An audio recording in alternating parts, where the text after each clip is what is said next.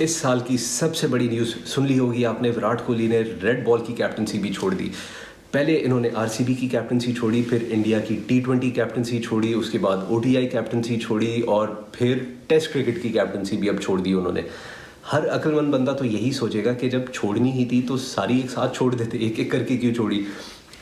Politics, हमें लगता था कि पॉलिटिक्स सिर्फ पाकिस्तान क्रिकेट में होती है, लेकिन विराट कोहली के साथ जो बीसीसीआई ने पॉलिटिक्स की है उसकी पाकिस्तान में तो क्या दुनिया में शायद कहीं मिसाल ना मिले।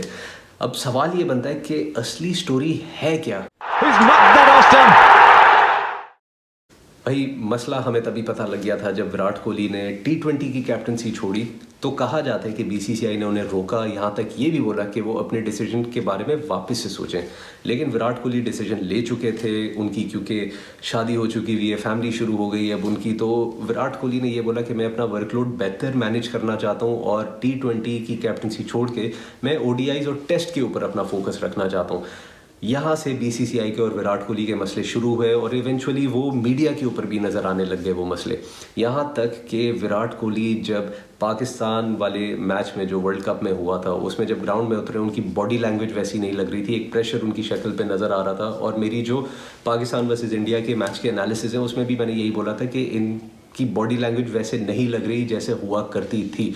एक प्रेशर था जो उनके ऊपर नज़र आ रहा था और वो प्रेशर ये था कि बीसीसीआई के अंदर ही एक लॉबी रोहित शर्मा को कैप्टनसी के लिए ग्रूम करने लगी और रोहित शर्मा के लिए कैप्टनसी के रास्ते बनाने लगी।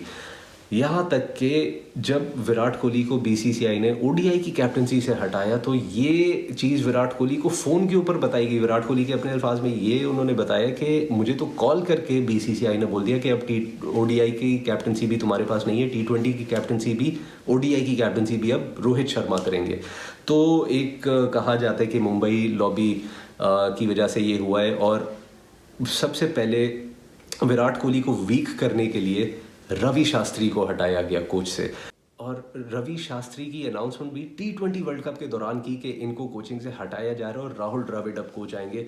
अमूमन इस तरह की अनाउंसमेंट एक बड़े टूर्नामेंट के बीच में नहीं होती। वहीं पे पता लग रहा था कि ये विराट कोहली और रवि शास्त्री का जो नेक्सस है उसको तोड़ा जा रहा है, क्योंकि रवि शास्त्री और विराट कोहली बहुत स्ट्रांग थे, एक दूसरे को बहुत सपोर्ट करते थे, बैक करते थे और दोनों क्योंकि अपनी अपनी जगह बहुत पावरफुल इंडिविजुअल्स थे। तो कहा यह जाता था कि बीसीसीआई के इंडियन क्रिकेट टीम के बहुत सारे डिसीजंस ये लोग आपस में ही लेते हैं। तो रवि शास्त्री को वहाँ पे हटाया गया, विराट कोहली को और मज़ीद वीक बनाया गया, रोहित शर्मा को टी20 की और ओडीआई की कैप्टनसी दोनों दे दी। लेकिन एक्सपेक्टेड ये था कि कम से कम टेस्ट की कैप्टनसी विराट कोहली कंटिन्यू करेंगे। और आज जो इन्होंने टेस्ट की कैप्टनसी से भी रिज़ाइन कर दिया, उससे पता ये लग रहा है कि अब मसले मसाइल बहुत ज़्यादा हो गए हैं। तो इस तरह से विराट कोहली ने अपनी पर्सनल लाइफ और प्रोफेशनल लाइफ को बैलेंस करने के लिए जो डिसीजन लिया कैप्टनसी छोड़ने का, वो उनको ही भारी पड़ गया। आज उनके पास कोई कैप्टनसी नहीं है, एक रेगुलर प्लेयर की तरह वो खेलेंगे टीम में। देखना है कि इस सिचुएशन से किस तरह से निकलते हैं और क्या अपनी परफॉर्मेंस को विराट कोहली बेहतर कर पाएंगे यहाँ से।